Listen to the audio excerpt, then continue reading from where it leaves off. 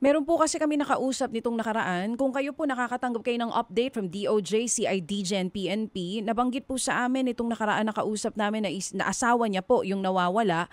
Sa kanya po, no update. Meron din po ba kayo nakakausap na kasama niyo sa group chat na wala ring update po itong mga ahensya? Yes po, meron din po na walang update kasi kami ang ginagawa po namin ay sa ngayon nag-iintay lang po talaga kami tapos kami ang tumatawag kung pwede kami makahingi ng audience, kami ho ang nakikipag-coordinate sa kanila. Kasi yung iba naman ho tinatawagan din lately ngayon ng mga dating humahawak ng kaso nila. Oo, Pero sa mm. mangilan-ngilan, parang wala pong na kumokontak.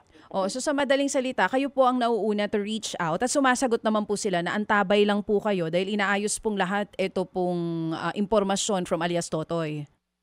Tama po yun. Kami ho yung nag-reach out sa kanila.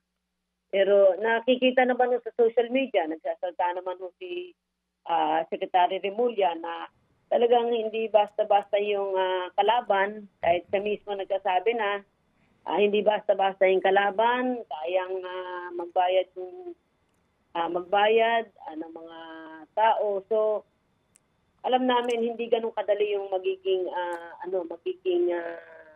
trabaho na to para sa mga government agencies. But umaasa pa rin po kami na after 4 years baka sakaling may makuha ng mga mastermind dito at meron ng makuhang mga talagang mananag sa mga sinapit ng aming mga kaanak.